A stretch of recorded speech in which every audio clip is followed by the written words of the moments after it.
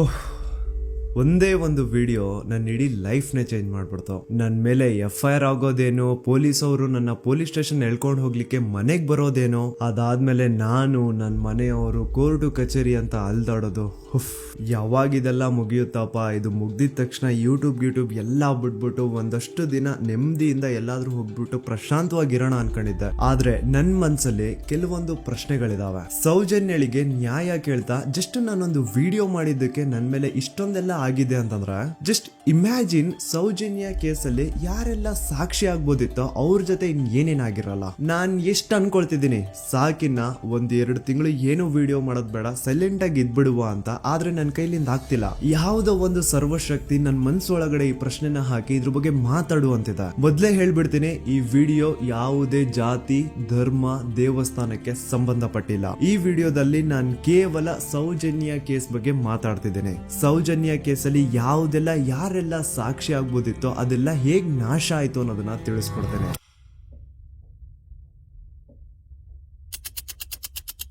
ನೆನಪು ಮಾಡ್ಕೊಳ್ಳಿ, 9 ಅಕ್ಟೋಬರ್ 2012 ಸೌಜನ್ಯ ಕಾಣೆ ಆದಾಗ ಸೌಜನ್ಯನ ಮನೆಯವರು ಅಂಡ್ ಊರಿನ 200-300 ಜನ ಸೇರ್ಕೊಂಡು ರಾತ್ರಿ 12 ಗಂಟೆವರೆಗೂ ಸೌಜನ್ಯಗೋಸ್ಕರ ಹುಡುಕ್ತಾರ.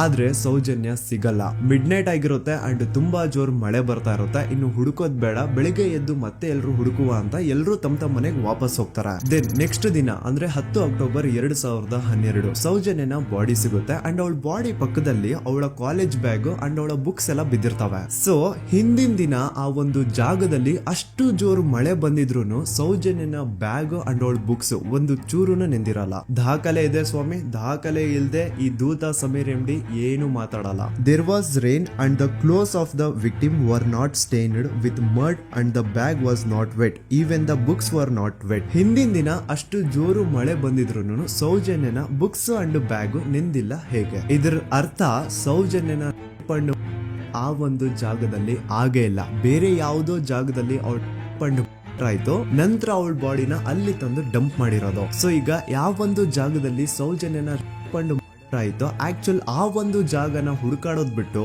ಪೊಲೀಸರು ಉಲ್ಟಾ ಏನ್ ಮಾಡ್ತಾರೆ ಅಂದ್ರೆ, ಯಾವ ಒಂದು ಜಾಗದಲ್ಲಿ ಸೌಜನ್ಯನ ಬಾಡಿ ಸಿಕ್ಕಿತ್ತೋ ಅದೇ ಜಾಗದಲ್ಲೇ ಅವಳ ಪಂಡು ಆಗಿತ್ತು ಅಂತ ಪ್ರೂವ್ ಮಾಡ್ಲಿಕ್ಕೆ ಹೊರಡ್ತಾರ. ಇಲ್ಲಿ ಪೊಲೀಸ್ ಅವರ ಬುದ್ಧಿವಂತಿಕೆ ನೋಡಿ, ಯಾವ ಒಂದು ಜಾಗದಲ್ಲಿ ಸೌಜನ್ಯನ ಬಾಡಿ ಸಿಕ್ಕಿತ್ತೋ ಅಲ್ಲಿ ಅವ್ರದ್ದು ಯಾವುದೇ ಒಂದು ಒಳ ಉಡುಪು ಸಿಗಲ್ಲ. ಅದಕ್ಕೆ ಇವ್ರು ಏನ್ ಮಾಡ್ತಾರೆ ಅಂದ್ರೆ, ನೆಕ್ಸ್ಟ್ ದಿನ ಸೌಜನ್ಯ ಮನೆಗೆ ಹೋಗ್ಬಿಟ್ಟು ಅಲ್ಲಿ ಮನೆಯವರಿಂದ ಸೌಜನ್ಯನ ಇನ್ನರ್ ವೇರ್ಸ್ ನ ಇಸ್ಕೊಂಡ್ ಬಂದು ಅದನ್ನ ನಂತರ ರಿಪೋರ್ಟ್ಸ್ ಅಲ್ಲಿ ಇದು ನಮ್ಗೆ ಸೌಜನ್ಯ ಬಾಡಿ ಸಿಕ್ಕಿದ ಜಾಗದಲ್ಲೇ ಸಿಕ್ಕಿದ್ದು ಅಂತ ಮೆನ್ಷನ್ ಮಾಡ್ತಾರೆ. ಪೊಲೀಸ್ನವರು ಅವಳ ಪುಸ್ತಕ ಎಲ್ಲ ಹುಡುಕಾಡಿದ್ರು, ಯಾರಾದ್ರೂ ಫೋನ್ ನಂಬರ್ ಉಂಟಾ ಅಂತ ಹೇಳಿ ತುಂಬ ನಾ ಎಲ್ಲ ತೆಗೆದುಕೊಟ್ಟೆ. ನನ್ನ ಮಗಳ ವಿಷಯ ನನಗೆ ಎಲ್ಲ ಗೊತ್ತು ಸರ್, ನೋಡಿ ಪುಸ್ತಕ ಅಂತ ನೋಡಿದೆ. ಅವಾಗ ನನ್ನ ತಂಗಿಯ ಒಂದು ನಂಬ್ರ ಇತ್ತು, ಆ ನಂಬ್ರನ್ನು ತಗೊಂಡೋಗಿದ್ದಾರೆ. ಆಮೇಲೆ ಮನೆಯಿಂದ ಮರು ದಿವಸ ಸಂತೋಷ್ ರಾವ್ ಸಿಕ್ಕಿದ ದಿವಸ ಹೊಲ ಉಡುಪಿದೆಯಲ್ಲ ಸರ್, ಅದು ಮನೆಯಿಂದ ತಗೊಂಡೋಗಿದ್ದಾರೆ. ಅದಕ್ಕೆ ನಾವು ಒಂದು ಗುರುತಿಗೆ ಒಂದು ಸ್ಟಿಚ್ ಮಾಡಿಕೊಟ್ಟಿದ್ದೇವೆ, ನೂಲಿನ ಒಂದು ಬಿಳಿ ನೂಲಿನ ಒಂದು ಸ್ಟಿಚ್ ಮಾಡಿಕೊಟ್ಟಿದ್ದೇವೆ. ಅದನ್ನೇ ತನಿಖೆಗೆ ಅವರಲ್ಲಿ ಇಟ್ಟಿದ್ದಾರೆ. ನೋಡಿ, ಪೊಲೀಸ್ ಅವ್ರ ಪ್ರಕಾರ ಸೌಜನ್ಯ ಪಂಡು ಆಗಿದ್ದು ಆ ಒಂದು ಹಳ್ಳ ಹತ್ರ, ಆದ್ರೆ ಆಕ್ಚುಲಿ ಅಲ್ಲಿ ಪಂಡು ಆಗೇ ಇಲ್ಲ. ಬಟ್ ಸ್ಟಿಲ್ ಈ ಒಂದು ಪಾಯಿಂಟ್ ನ ಪ್ರೂವ್ ಮಾಡ್ಲಿಕ್ಕೆ ಪೊಲೀಸ್ ಅವರು ಯಾವ ಮಟ್ಟಕ್ಕೆ ಹೋಗ್ತಾರೆ ಅಂತಂದ್ರೆ, ಯಾವೊಂದು ಜಾಗದಲ್ಲಿ ಸೌಜನ್ಯನ ಬಾಡಿ ಸಿಕ್ಕಿತ್ತೋ ಅಲ್ಲಿಂದ 50 ಅಡಿ ದೂರದಲ್ಲಿ ಸಂತೋಷ್ ರಾವ್ನ ಒಂದು ಟೆಂಟ್ ಹಾಕ್ಸ್ತಾರೆ. ಸೌಜನ್ಯನ ಆಗ್ಬೇಕಾದ್ರೆ ಎಲ್ಲೋ ಬಾಹುಬಲಿ ಬೆಟ್ಟದಲ್ಲಿದ್ದಂತಹ ಸಂತೋಷ್ ರಾವ್ ಇಲ್ಲ ಅದೇ ಜಾಗದಲ್ಲಿ ಇದ್ದ ಅಂತ ಪ್ರೂವ್ ಮಾಡ್ಲಿಕ್ಕೆ ಸಂತೋಷ್ ರಾವ್ನ ಒಂದು ಟೆಂಟ್ ಹಾಕ್ತಾರೆ. ಒಂದಿಷ್ಟು ಪ್ಲಾಸ್ಟಿಕ್ ಚೀಲಗಳನ್ನ ಹಾಸ್ಬಿಟ್ಟು ಅದ್ರ ಮೇಲೆ ಸಂತೋಷ್ ರಾವ್ನ ಕೆಲವೊಂದು ಥಿಂಗ್ಸ್ ಇಟ್ಬಿಟ್ಟು ಇವ್ನು ಇಲ್ಲೇ ಇದ್ದ ಅಂತ ಪ್ರೂವ್ ಮಾಡಿಸ್ತಾರ. ಈಗ ಸ್ವಲ್ಪ ತಲೆ ಯೂಸ್ ಮಾಡಿ, ಸೌಜನ್ಯ ಕಾಣೆಯಾಗಿದ್ದ ದಿನ ಸೌಜನ್ಯನ ಮನೆಯವರು ಅಂಡ್ ಊರಿನ ಜನ ಸುಮಾರು 200-300 ಜನ ಸೇರ್ಕೊಂಡ್ಬಿಟ್ಟು ಸೌಜನ್ಯಗೋಸ್ಕರ ಹುಡುಕ್ತಾರೆ. ಅವ್ರು ಅದೇ ಜಾಗದಲ್ಲಿ ಹುಡುಕ್ತಾರ ಗುರು, ಎಲ್ಲೂ ಜಾಸ್ತಿ ದೂರ ಹೋಗಲ್ಲ, ಅದೇ ಜಾಗದಲ್ಲಿ ಹುಡುಕ್ತಿರ್ತಾರ. ಕತ್ಲೆಯಲ್ಲಿ ಸೌಜನ್ಯನ ಬಾಡಿ ಕಾಣಿಸಿಲ್ಲ ಅನ್ಕೊಳ್ಳಿ, ಏನೋ ಸ್ವಲ್ಪ ಪೊದೆಗಳ ಹಿಂದೆ ಅಥವಾ ಬೇಲಿಗಳು ಅಡ್ಡ ಬಂದಿರಬಹುದು, ಹಾಗಾಗಿ ಅವಳ ಬಾಡಿ ಕಾಣಿಸಿಲ್ಲ ಅನ್ಕೊಳ್ಳಿ. ಆದ್ರೆ ಅಲ್ಲಿಂದಾನೆ 50 ಅಡಿ ದೂರದಲ್ಲಿರುವಂತಹ ಸಂತೋಷ್ ರಾವ್ನ ಟೆಂಟ್ ಆ 200-300 ಜನರಲ್ಲಿ ಒಬ್ರಿಗೂ ಕಾಣಿಸಿಲ್ವಾ? ಅಷ್ಟೇ ಅಲ್ಲ, ನೆಕ್ಸ್ಟ್ ದಿನ ಅಂದ್ರೆ 10 ಅಕ್ಟೋಬರ್ 2012 ಸೌಜನ್ಯನ ಮೃತದೇಹ ಸಿಕ್ಕಿದೆ ಅನ್ನೋ ಒಂದು ನ್ಯೂಸ್ ಲೋಕ್ ಲೈಟ್ಸ್ ಗೆಲ್ಲ ಗೊತ್ತಾದಾಗ ಅಲ್ಲಿ ಒಂದು ಅಂದಾಜು ಪ್ರಕಾರ 3000 ಜನ ಸೇರ್ತಾರಂತ. ಆಗ್ಲೂ ಸಹ ಆ 3,000 ಜನರಲ್ಲಿ ಒಬ್ರಿಗೂ ಸಹ ಆ ಸಂತೋಷ್ ರಾವ್ನ ಟೆಂಟ್ ಕಾಣಿಸೇ ಇಲ್ಲ. ಜಾಸ್ತಿ ದೂರ ಇಲ್ಲ ಗುರು, ಎಲ್ಲಿ ಬಾಡಿ ಸಿಕ್ಕಿರುತ್ತೋ ಅಲ್ಲಿಂದ 50 ಅಡಿ ದೂರ ಅಷ್ಟೇ. ಆದ್ರೂ ಆ ಟೆಂಟ್ ಯಾರಿಗೂ ಕಾಣಿಸೇ ಇಲ್ಲ. ಹೇಗೆ? ಯಾಕಂತಂದ್ರೆ ಆ ಟೆಂಟ್ ಅಲ್ಲಿ ಇರ್ಲೇ ಇಲ್ಲ. ಇದ್ರೆ ತಾನೇ ಕಾಣಿಸೋದಕ್ಕೆ. ಪಾಪ ಸಂತೋಷ್ ರಾವ್ನ ಈ ಕೇಸಲ್ಲಿ ಹೆಂಗಾದ್ರೂ ಮಾಡಿ ಫಿಟ್ ಮಾಡ್ಲೇಬೇಕು ಅಂತ ಪೊಲೀಸ್ ಅವ್ರು ಫಿಕ್ಸ್ ಆಗ್ಬಿಟ್ಟಿದ್ರು. ಇನ್ನೊಂದು ಲಾಜಿಕಲ್ ಪಾಯಿಂಟ್ ಹೇಳ್ತೀನಿ ನಿಮ್ಗೆ. ಈ ಒಂದು ಸ್ಟೇಟ್ಮೆಂಟ್ ನ ನೋಡಿ. ಈ ಸ್ಟೇಟ್ಮೆಂಟ್ ಬೇರೆ ಯಾರು ಕೊಟ್ಟಿದ್ದಲ್ಲ ಗುರು. 5 ಜನ ಕಿಡಿಗೇಡಿಗಳು ಸಂತೋಷ್ ರಾವ್ನ ಬಾಹುಬಲಿ ಬೆಟ್ಟದಿಂದ ಕರ್ಕೊಂಡ್ ಬಂದು ಪೊಲೀಸ್ ಅವ್ರ ಕೈಗೆ ಒಪ್ಸಿದ್ರು. ಆ ಕಿಡಿಗೇಡಿಗಳಲ್ಲೇ ಒಬ್ಬ ಕೊಟ್ಟಂತಹ ಸ್ಟೇಟ್ಮೆಂಟ್ ಇದು. ಇದ್ರಲ್ಲಿ ಇವನ್ ಹೇಳ್ತಿದ್ದಾನೆ ಸಂತೋಷ್ ರಾವ್ ಕೈಯಲ್ಲಿ ಒಂದು ಚೀಲ ಇತ್ತು ಅಂತ. ಈಗ ಸಂತೋಷ್ ರಾವ್ನ ಅರೆಸ್ಟ್ ಮಾಡಾದ್ಮೇಲೆ ಅವನ ಕೈಯಲ್ಲಿ ಇದ್ದಂತಹ ಚೀಲ ಕೂಡ ಪೊಲೀಸ್ ಅವರು ತಮ್ಮ ಕಸ್ಟಡಿಗೆ ತಗೊಂಡಿರ್ತಾರ ತಾನೆ. ಹಾಗಿದ್ರೆ ಸಂತೋಷ್ ರಾವ್ನ ಚೀಲ ಅಂಡ್ ಅದ್ರಲ್ಲಿ ಇದ್ದಂತಹ ಅವನ ವಸ್ತುಗಳು ಪೊಲೀಸ್ ಕಸ್ಟಡಿಲೇ ಇರ್ಬೇಕೆ ಹೊರತು ಅದ್ಯಾವುದೋ ಕಾಡಲ್ಲಿ ಆ ಟೆಂಟ್ ಒಳಗಡೆ ಅಲ್ಲ. ಅಂಡ್ ಇನ್ನೊಂದು ಮೇನ್ ಇಂಪಾರ್ಟೆಂಟ್ ಆಗಿ ಸಂತೋಷ್ ರಾವ್ನ ಪೊಲೀಸ್ ಅವರು ಕಸ್ಟಡಿಗೆ ತಗೊಂಡಿದ್ದು 11 ಅಕ್ಟೋಬರ್ 2012. ಆದ್ರೆ ಅಫಿಷಿಯಲ್ ಆಗಿ ಪೇಪರ್ಸ್ ಮೇಲೆ ತೋರಿಸಿರೋದು 13 ಅಕ್ಟೋಬರ್ 2012. ಹಾಗಿದ್ರೆ ಆ 2 ದಿನ ಸಂತೋಷ್ ರಾವ್ನ ಪೊಲೀಸ್ ಸ್ಟೇಷನ್ ಅಲ್ಲಿ ಇಟ್ಕೊಂಡು ಪೊಲೀಸ್ ಅವರು ಏನ್ ಮಾಡ್ತಿದ್ರು? ಇದು ಇಲ್ಲಿಗಲ್ ಡಿಟೆನ್ಷನ್ ತಾನೆ. ಈಗಷ್ಟೇ ನಾನು ಡಾಕ್ಟರ್ ಆದಮ್ ಅವ್ರು ಕೊಟ್ಟಂತಹ ಪೋಸ್ಟ್ ಮಾರ್ಟಮ್ ರಿಪೋರ್ಟ್ ನೋಡಿದೆ. ಅಂಡ್ ಇದ್ರಲ್ಲಿ ಏನಿದೆ ಗೊತ್ತಾ? ಸೌಜನ್ಯ ಸತ್ತಾದ್ಮೇಲೆ ಅಲ್ಲ, ಅವಳು ಬದುಕಿರ್ಬೇಕಾದ್ರೇನೆ, ಅವಳು ಮಾಡ್ತಾ ಇರ್ಬೇಕಾದ್ರೇನೆ ಆ ದುಷ್ಕರ್ಮಿಗಳು ಅವಳ ಯೋನಿ ಒಳಗಡೆ 6 ಇಂಚು ಮಣ್ಣು ತುಂಬಿರೋದು. ಅಂಡ್ ರೀಸೆಂಟ್ ಆಗಿ ಬರ್ತಾ ಇರುವಂತಹ ಇನ್ನೊಂದು ಬಿಗ್ಗೆಸ್ಟ್ ಅಲಿಗೇಷನ್ ಏನು ಅಂತಂದ್ರೆ ಸಂತೋಷ್ ರಾವ್ ಬ್ರೇನ್ ಮ್ಯಾಪಿಂಗ್ ಗೆ ಒಪ್ಕೊಂಡಿಲ್ಲ ಅಂತ. ಅಂತವ್ರು ಪ್ಲೀಸ್ ಈ ಒಂದು ಡಾಕ್ಯುಮೆಂಟ್ ನ ಕಂಡ್ಬಿಟ್ ನೋಡಿ. ಇಲ್ಲಿ ಸಂತೋಷ್ ರಾವೇ ಹೇಳ್ತಿದ್ದಾನೆ, ಅಪರಾಧಿ ಎಂದು ಸಾಬೀತು ಮಾಡಲು ಅಗತ್ಯವಿರುವ ಯಾವುದೇ ವೈಜ್ಞಾನಿಕ ಪರೀಕ್ಷೆಗೆ ಒಳಪಡಲು ಸ್ವಯಂ ಇಚ್ಛೆ ವ್ಯಕ್ತಪಡಿಸಿರುತ್ತೇನೆ. ಕೆಳಗಡೆ ಸಂತೋಷ್ ರಾವ್ನ ಸಿಗ್ನೇಚರ್ ಇದೆ ಅಂಡ್ ಈ ಕಡೆ ಕೋರ್ಟ್ ನ ಸೀಲ್ ಕೂಡ ಇದೆ. ಅಂಡ್ ಇನ್ನೊಂದು ವಿಷಯ, ನನ್ನ ವಿಡಿಯೋದಲ್ಲಿ ನಾನು ಹೇಳಿದ್ದೀನಿ ಸಂತೋಷ್ ರಾವ್ಗೆ ಫಿಮೋಸಿಸ್ ಅನ್ನೋ ಒಂದು ಕಾಯಿಲೆ ಇತ್ತು ಅಂತ. ಅಂಡ್ ಅಲ್ಲಿ ಇನ್ನೊಂದು ಪಾಯಿಂಟ್ ಕೂಡ ಹೇಳಿದ್ದೀನಿ, ಇನ್ ಕೇಸ್ ಅವನ್ ಏನಾದ್ರು ಮಾಡಿದ್ರೆ ನರಕ ಅನುಭವಿಸ್ತಾನೆ ಅಂತ. Note that point. In case ನಾ ಸಂತೋಷ್ ರಾವ್ ಮಾಡ್ಲಿಕ್ಕೆ ನಾಲಾಯಕ್ ಅಂತಾನು ಹೇಳಿಲ್ಲ, ಲಾಯಕ್ ಅಂತಾನು ಹೇಳಿಲ್ಲ. ಇನ್ ಕೇಸ್ ಮಾಡಿದ್ರೆ ನರ್ಕ ಅನುಭವಿಸ್ತಾನೆ ಅಂತ ಹೇಳಿದ್ದು. ನೋಡಿ, ಹೇಳ್ತಾ ಹೋದ್ರೆ ಬೇಜಾನ್ ಇದೆ. ಆಸ್ ಎ ಯೂಟ್ಯೂಬರ್ ಆ ಕೇಸ್ ಫೈಲ್ಸ್ ನ ನೋಡ್ತಾ ಇದ್ರೆ ನನ್ಗೆನೆ ಬೇಜಾನ್ ಡೌಟ್ಸ್ ಬರ್ತಾ ಇದೆ ಪೊಲೀಸ್ ಅವರ ಇನ್ವೆಸ್ಟಿಗೇಷನ್ ಮೇಲೆ. ಸೊ ಅದನ್ನೆಲ್ಲ ಗಮನದಲ್ಲಿ ಇಟ್ಕೊಂಡು ನಾನ್ ಹೇಳೋದಿಷ್ಟೇ, ಈ ಒಂದು ಕೇಸ್ ಅಲ್ಲಿ ಯಾವ ಆಂಗಲ್ ಇಂದನೂ ಪೊಲೀಸ್ ಅವ್ರ ಕಡೆಯಿಂದ ಫೇರ್ ಇನ್ವೆಸ್ಟಿಗೇಷನ್ ಆಗಿಲ್ಲ. And I clear my point. ಈಗ ಈ ಒಂದು ಸೌಜನ್ಯ ಕೇಸ್ ಅಲ್ಲಿ ಯಾರೆಲ್ಲ ಸಾಕ್ಷಿ ಆಗ್ಬೋದಿತ್ತು, ಅವ್ರ ಜೊತೆ ಏನಾಯ್ತು ಅಂತ ಹೇಳ್ತೇನೆ. ಮೊದಲನೇದಾಗಿ ರವಿ ಪೂಜಾರಿ. ಇವನ್ ಬಗ್ಗೆ ನಾನು ಫಸ್ಟ್ ವಿಡಿಯೋದಲ್ಲೇ ಹೇಳಿದೀನಿ. ಆ 5 ಜನ ಕಿಡಿಗೇಡಿಗಳು ಯಾರು ಸಂತೋಷ್ ರಾವ್ನ ಪೊಲೀಸ್ ಅವರಿಗೆ ಅರೆಸ್ಟ್ ಮಾಡಿಕೊಟ್ರು ಅದ್ರಲ್ಲಿ ಇವನು ಒಬ್ಬ. ಸೊ ಈ ಸೌಜನ್ಯನ ಕೇಸ್ ಯಾವಾಗ CBI ಗೆ ಟ್ರಾನ್ಸ್ಫರ್ ಆಗುತ್ತೆ ಅಂತ ಗೊತ್ತಾಗುತ್ತೋ ಈ ರವಿ ಪೂಜಾರಿ ಉರ್ಲಾಕೊಂಡು ಸತ್ ಹೋಗ್ತಾನೆ. ರವಿ ಪೂಜಾರಿ ಹಾಕೊಂಡು ಸತ್ ಹೋದ ಅಂತಾರೆ, ಆದ್ರೆ ಅವ್ನು ಹಾಕೊಂಡೇ ಸತ್ ಹೋದ ಅಂತ ಯಾರು ಐ ವಿಟ್ನೆಸ್ ಇಲ್ಲ. ಹಾಗಾಗಿ ಇವನ ಒಂದು ಸಾವು ಒಂದು ನಿಗೂಢ ಸಾವಾಗಿ ಉಳ್ಕೊಂಡ್ಬಿಡ್ತು. ಇನ್ನೊಬ್ಳು ಬಂದು ವಾರಿಜಾ ಅಂತ. ಸೌಜನ್ಯನ ಮಾಡಿ ಆ ಕಿಡಿಗೇಡಿಗಳು ಅವಳನ್ನ ಒಂದು ಫಾರ್ಮ್ ಹೌಸ್ ಗೆ ಕರ್ಕೊಂಡು ಹೋಗಿರ್ತಾರೆ. ಅಂಡ್ ಆ ಫಾರ್ಮ್ ಹೌಸ್ ಅಲ್ಲಿ ವಾರಿಜಾ ಅನ್ನೋಳು ಕೆಲಸ ಮಾಡ್ತಾ ಇರ್ತಾಳೆ. ಸೊ ಈ ವಾರಿಜಾ ಸೌಜನ್ಯ ಆ ಕಿಡಿಗೇಡಿಗಳ ಜೊತೆ ಇರೋದನ್ನ ನೋಡಿರ್ತಾಳೆ, ಆದ್ರೆ ಅವಳಿಗೆ ಗೊತ್ತಿಲ್ಲ ಅವ್ರು ಅವಳನ್ನ ಕರ್ಕೊಂಡು ಬಂದಿದ್ದಾರೆ ಅಂತ. ನಂತರ 1-2 ದಿನ ಆದ್ಮೇಲೆ ಯಾವಾಗ ಸೌಜನ್ಯ ಬಗ್ಗೆ ನ್ಯೂಸ್ ಅಲ್ಲೆಲ್ಲ ಬರ್ತಾ ಇತ್ತೋ ಅದನ್ನ ನೋಡಿ ಆಗ ಇವಳಿಗೆ ರಿಯಲೈಸ್ ಆಗುತ್ತೆ, ಓ ಇವಳೇ ಅಲ್ವಾ ಆ ಹುಡುಗಿ ಅವತ್ ನಮ್ ದಣಿ ಕರ್ಕೊಂಡ್ ಬಂದಿದ್ದು ಅಂತ. ಈಗ ವಾರಿಜಾ ತನಗ್ ಗೊತ್ತೋ ಗೊತ್ತಿಲ್ದೇನೋ ಸೌಜನ್ಯ ಕೇಸಲ್ಲಿ ಒಂದು ಮೇಜರ್ ಸಾಕ್ಷಿ ಆಗ್ಬಿಡಿದ್ಲು. ಸೊ ಯಾವಾಗ ಈ ಕೇಸ್ ನ CID ಟೀಮ್ ಅವರು ಇನ್ವೆಸ್ಟಿಗೇಷನ್ ಮಾಡೋದಕ್ಕೆ ಸ್ಟಾರ್ಟ್ ಮಾಡ್ತಾರೋ ಆಗ ವಾರಿಜಾನ ಮೃತದೇಹ ಅದೇ ಒಂದು ಫಾರ್ಮ್ ಹೌಸ್ ನ ಬಾವಿಯಲ್ಲಿ ಸಿಗುತ್ತೆ. ಬಾವಿಲಿ ಇವಳೇ ಸ್ವತಃ ಜಿಗ್ದು ತನ್ನ ಪ್ರಾಣ ಬಿಟ್ಲು ಅಂತ ಹೇಳ್ತಾರೆ. ಆದ್ರೆ ಅವಳೇ ಬಾವಿಗೆ ಬಿದ್ದು ಅವಳು ಪ್ರಾಣ ಬಿಟ್ಲು ಅಥವಾ ಅವಳಿಗೆ ಯಾರಾದ್ರೂ ಬಾವಿಲಿ ಬೀಳ್ಸಿ ಸಾಯಿಸಿದ್ರು ಗೊತ್ತಿಲ್ಲ. ಅಂಡ್ ಇನ್ನೊಂದು ವಿಷಯ, ಯಾವ ಒಂದು ಬಾವಿ ಒಳಗಡೆ ವಾರಿಜಾನ ಬಾಡಿ ಸಿಕ್ಕಿತ್ತೋ ಆ ಬಾವಿನ ದಣಿಗಳು ಒಂದ್ ಸ್ವಲ್ಪ ದಿನ ಆದ್ಮೇಲೆ ಕಂಪ್ಲೀಟ್ ಮುಚ್ಚಾಕ್ಬಿಡ್ತಾರ. ಯಾಕೆ? ಇನ್ನೊಬ್ಬ ಬಂದು ಗೋಪಾಲ್ ಕೃಷ್ಣ. ಇವನು ಅಗೇನ್ 5 ಜನ ಕಿಡಿಗೇಡಿಗಳು ಸಂತೋಷ್ ರಾವ್ನ ಪೊಲೀಸ್ ಅವ್ರಿಗೆ ಹಿಡಿದು ಕೊಟ್ರು ಅದ್ರಲ್ಲಿ ಒಬ್ಬ. ಅಂಡ್ ಸೌಜನ್ಯ ಕೇಸ್ ನ ಮೇನ್ ಪ್ರೈಮರಿ ಸಾಕ್ಷಿ ಇವನು ಕೂಡ ಸತ್ ಹೋಗಿದ್ದಾನೆ. ಅಂಡ್ ಇವನು ಸ್ಲೋ ಪಾಯ್ಸನ್ ಇಂದ ಸತ್ ಹೋದ ಅಂತ ಹೇಳಲಾಗುತ್ತೆ. ದೆನ್ ಇನ್ನೊಬ್ಬ ಬಂದು ಪ್ರಶಾಂತ್ ಅಂತ.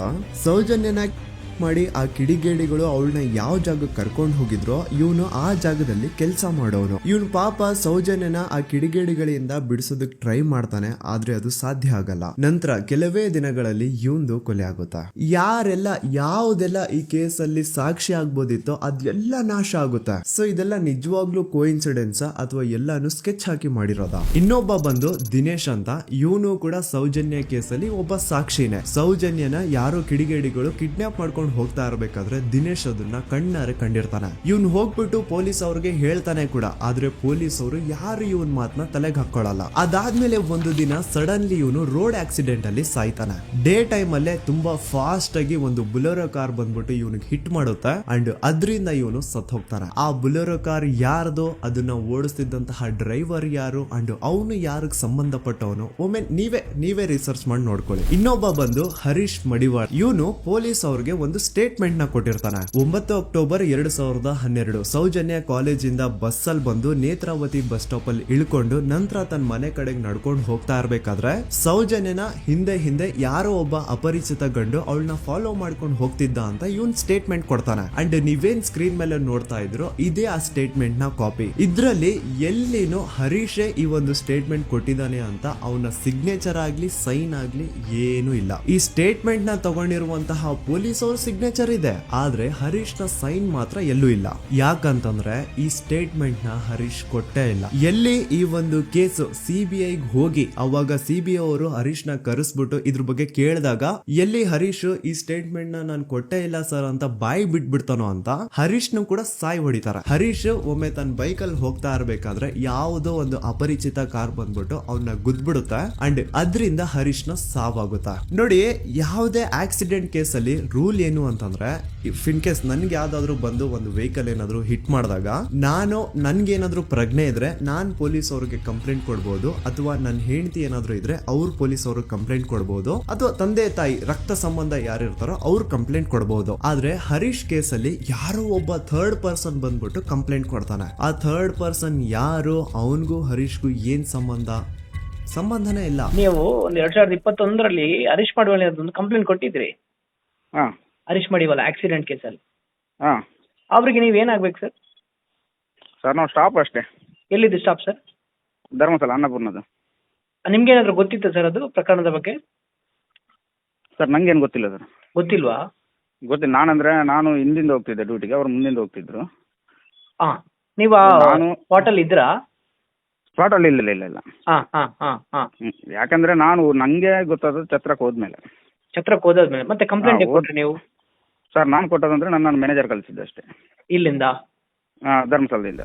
ಸೇಮ್ ಇದೇ ತರಾನೇ ಆನೆ ಮಾವುತನ ಕೇಸಲ್ಲೂ ಆಗಿದ್ದು. ಮನೆಯವರು ಹೋಗಿ ಕಂಪ್ಲೇಂಟ್ ಕೊಟ್ರೆ ಪೊಲೀಸ್ ಅವರು ಕಂಪ್ಲೇಂಟ್ ತಗೊಳಲ್ಲ, ಆದ್ರೆ ಅದೇ ಯಾರೋ ಒಬ್ಬ ಥರ್ಡ್ ಪರ್ಸನ್ ಬಂದು ಕಂಪ್ಲೇಂಟ್ ಕೊಟ್ರೆ ಪೊಲೀಸ್ ಅವರು ಕಂಪ್ಲೇಂಟ್ ಬರೀತಾರೆ. ಆನೆ ಮಾವುತನ ಹೆಂಡತಿ ಲೋಕಲ್ ಪೊಲೀಸ್ ಸ್ಟೇಷನ್ಗೆ ಕಂಪ್ಲೇಂಟ್ ಕೊಡಕ್ ಹೋದ್ರೆ ಅವ್ರು ಕಂಪ್ಲೇಂಟ್ ತಗೊಳ್ತಿಲ್ಲ ಸರ್ ಅಂತ ಹೇಳ್ಬಿಟ್ಟು SP ಆಫೀಸ್ಗೆ ಲೆಟರ್ ಬರ್ದಿರೋದು ಸಹ ಇದೆ. But still no action was taken. So SP ಆಫೀಸ್ಗೆ ಲೆಟರ್ ಕೊಟ್ಟಾದ್ಮೇಲೆ ಏನು ತನಿಖೆ ಆಗದೆ ಇದ್ದಾಗ ಆಗ ಆನೆ ಮಾವುತನ ಮಕ್ಕಳು ಹೋಗ್ಬಿಟ್ಟು IGPಗೆ ಒಂದು ಲೆಟರ್ ಬರ್ದು ಕೊಡ್ತಾರೆ. ಆದ್ರೂ ಸಹ ಇನ್ನೂವರೆಗೂ ಸರಿಯಾದ ತನಿಖೆ ಆಗೇ ಇಲ್ಲ ಅಂಡ್ ರಿಯಲ್ ಆರೋಪಿಗಳು ಯಾರು ಅಂತ ಗೊತ್ತಾಗೇ ಇಲ್ಲ. ನಿಜ ಹೇಳ್ತಾ ಇದ್ದೀನಿ, ಆ ಒಂದು ಪ್ಲೇಸ್ ಅಲ್ಲಿ ಸೀರೀಸ್ ಆಫ್ ಕೇಸಸ್ ಆಗಿದಾವೆ ಅಂಡ್ ಯಾವ್ದ್ರಲ್ಲೂ ಪೊಲೀಸ್ ಅವ್ರ ಕಡೆಯಿಂದ ಫೇರ್ ಇನ್ವೆಸ್ಟಿಗೇಷನ್ ಆಗೇ ಇಲ್ಲ. ಇದ್ರ ಬಗ್ಗೆ ಮಾತಾಡ್ರೋ, ಪೊಲೀಸ್ ಇನ್ವೆಸ್ಟಿಗೇಷನ್ ಮೇಲೆ ಕ್ವಶನ್ ರೈಸ್ ಮಾಡ್ರೋ, ಆ ಹುಡುಗಿಗೆ ನ್ಯಾಯ ಸಿಗ್ಲಿ ಸಪೋರ್ಟ್ ಮಾಡ್ರೋ ಅಂದ್ರೆ ಇದ್ರ ಬಗ್ಗೆ ಯಾವನು ಮಾತಾಡಲ್ಲ. ಇದ್ರ ಬದಲಾಗಿ ನನ್ ಬಗ್ಗೆ ಮಾತಾಡೋದಕ್ಕೆ ಹೇಳಿ ತುಂಬಾ ಚೆನ್ನಾಗಿ ನನ್ ಬಗ್ಗೆ ನೆಗೆಟಿವಿಟಿ ಹುಟ್ಟಿಸ್ತಾರ. ಜಾತಿ ಧರ್ಮ ತರೋದು, ಇವ್ನ್ ಯಾವ್ದಾವ್ದು ಆಪ್ಸ್ ನ ಪ್ರಮೋಟ್ ಮಾಡ್ತಿದ್ದ, ಇವನ್ ಮಾತು ಯಾಕೆ ನಂಬ್ತೀರಾ ಅಂತ ನನ್ ಬಗ್ಗೆನೇ ನೆಗೆಟಿವಿಟಿ ಹುಟ್ಟಿಸೋದು. ಇವನು ಆ ಆಪ್ ಪ್ರಮೋಟ್ ಮಾಡ್ತಿದ್ದ, ಇವನು ಈ ಆಪ್ ಪ್ರಮೋಟ್ ಮಾಡ್ತಿದ್ದ, ಇವನ್ ಮಾತುಗಳನ್ನ ಯಾಕೆ ನಂಬ್ತೀರಾ, ಇವನು ಮುಸ್ಲಿಂ ಇದಾನೆ, ಇವನು ಮುಲ್ಲಾ ಇದಾನೆ, ಅದು ಇದು ಅಂತ ಮಾತಾಡೋದು. ಹೌದು ಗುರು, ನಾನ್ ಪ್ರಮೋಷನ್ಸ್ ನ ಮಾಡಿದೀನಿ. ನಾನು ಆ ಆಪ್ದು ಮಾಡಿದೀನಿ, ಈ ಆಪ್ದು ಮಾಡಿದೀನಿ, ಎಲ್ಲಾ ತರ ಆಪ್ದು ನಾನು ಪ್ರಮೋಷನ್ಸ್ ಮಾಡಿದೀನಿ. ಈಗ ಹಿಂದೆ ನಾನು ಮಾಡಿರುವಂತಹ ಪ್ರಮೋಷನ್ಸ್ಗೂ ಈ ಕೇಸ್ಗೂ ಏನ್ ಸಂಬಂಧ? ಅನ್ನೆಸೆಸರಿ ಆಗಿ ಮ್ಯಾಟರ್ ನ ಡೈವರ್ಟ್ ಮಾಡ್ಲಿಕ್ಕೆ ಟ್ರೈ ಮಾಡಬೇಡಿ. ಇನ್ಮೇಲೆ ನಾನೇನಾದ್ರೂ ಆ ತರ ಅಪ್ಲಿಕೇಶನ್ಸ್ ನ ಪ್ರಮೋಷನ್ ಮಾಡಿದ್ರೆ ಆಗ ಬಂದು ನೀವು ನನ್ನನ್ನ ಪ್ರಶ್ನೆ ಮಾಡೋದ್ರಲ್ಲಿ ಅರ್ಥ ಇದೆ. ಹಿಂದೆ ಮಾಡಿರೋದನ್ನ ಇಟ್ಕೊಂಡು ಮಾತಾಡಿ ವಿಡಿಯೋ ಮಾಡೋದಲ್ಲ ಕಂಟೆಂಟ್ ಅಂದ್ರೆ. ಅಂಡ್ ಇನ್ನೊಂದು ವಿಷಯ, ನಾನು ದೂತ ಸಮೀರ್ MD ಯೂಟ್ಯೂಬ್ ಚಾನಲ್ ನ ಸ್ಟಾರ್ಟ್ ಮಾಡಿ ಕೇವಲ ಆಗಿರೋದು 8 ತಿಂಗಳಷ್ಟೇ. ಅಂಡ್ ಈ 8 ತಿಂಗಳಲ್ಲಿ ನಾನು ಹಾಕಿರೋದು ಕೇವಲ 12 ವಿಡಿಯೋಸ್. ಅದರಲ್ಲಿ 1-2 ಆಲ್ರೆಡಿ ಟೇಕ್ ಡೌನ್ ಆಗಿದಾವೆ. ಸೊ ಅಷ್ಟು ಬೇಗ ಅದ್ ಹೆಂಗ್ ನೀವು ಜಡ್ಜ್ ಮಾಡ್ಬಿಟ್ರಿ ನಾನು ಆಂಟಿ ಹಿಂದೂ ಅಂತ? ನಿಮಗ್ ನಿಜವಾಗ್ಲೂ ನಾನು ಆಂಟಿ ಹಿಂದೂ ಅನ್ಸಿದ್ರೆ ನಂದು ಇನ್ನೊಂದು ಚಾನಲ್ ಇದೆ ಸಮೀರ್ MD ಅಂತ. ಅಲ್ಲಿ ನಾನು ಅಪ್ಲೋಡ್ ಮಾಡಿರುವಂತಹ ಈ ಎಲ್ಲಾ ವಿಡಿಯೋಸ್ ನ ನೋಡಿ. ಜಾಸ್ತಿ ಜಸ್ಟಿಫೈ ಮಾಡ್ಲಿಕ್ಕೆ ಹೋಗಲ್ಲ ಗುರು, ನನ್ನ ಹಳೆ ಸಬ್ಸ್ಕ್ರೈಬರ್ಸ್ಗೆ ಗೊತ್ತು ನನ್ನ ಕ್ಯಾರೆಕ್ಟರ್ ಏನು ಅಂತ. ಅಂಡ್ ಇನ್ನು ಇವನ್ ವಿಡಿಯೋ 18 ಮಿಲಿಯನ್ ಪ್ಲಸ್ ವ್ಯೂಸ್ ನ ಪಡ್ಕೊಂಡಿದೆ. ಇವನ್ಗೆ ಇಷ್ಟ ಲಕ್ಷ ದುಡ್ಡು ಬಂದಿರುತ್ತೆ, ಅಷ್ಟ್ ಲಕ್ಷ ದುಡ್ಡು ಬಂದಿರುತ್ತೆ ಅನ್ನೋರ್ಗೆ ಈ ಒಂದು ಇಮೇಲ್ ನ ಒಮ್ಮೆ ನೋಡಿ. ನನ್ ವಿಡಿಯೋ ವೈರಲ್ ಆಗ್ತಿದ್ದಂಗೆ ಆ ವಿಡಿಯೋ ಡಿಮಾನಿಟೈಸ್ ಆಗೋಯ್ತು. ಇಲ್ಲಿ ಅತ್ಯಾಚಾರಿ ಬೆಂಬಲಿಗರ ಥಿಂಕಿಂಗ್ ನೋಡಿ. ಆ ವಿಡಿಯೋ ಇಂದ ನನ್ಗೆ ಎಷ್ಟು ರೆವೆನ್ಯೂ ಬಂತು ಅನ್ನೋದನ್ನ ಥಿಂಕ್ ಮಾಡ್ತಿದಾರೆ. ಆ ವಿಡಿಯೋ ಇಂದ ನಾನು ಎಷ್ಟು ಸಫರ್ ಆಗಿರ್ಬೋದು ಅನ್ನೋದನ್ನ ಥಿಂಕ್ ಮಾಡಿದ್ರ ನೋಡಿ. ನಾನೊಂದು ವಿಡಿಯೋ ಮಾಡಿದ್ದಕ್ಕೆ ಜನ ಜಾಗೃತರಾದ್ರು.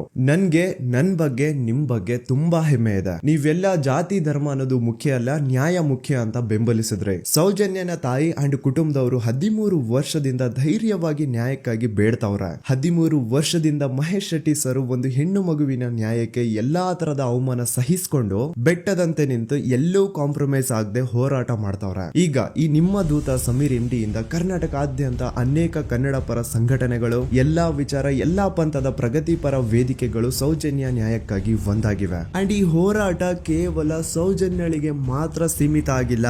ನಮ್ ದೇಶನ ಹಾಗೆ ಕಂಟಿನ್ಯೂ ಮಾಡ್ಕೊಂಡು ಹೋಗೋದು ನಿಮ್ಗಳ ಜವಾಬ್ದಾರಿ. ಸೊ ಇಷ್ಟು ಹೇಳ್ತಾ ನಾನು ನಿಮ್ಮ ದೂತ ಸಮೀರ್ MD ಮತ್ತೆ ಸಿಗ್ತೀನಿ.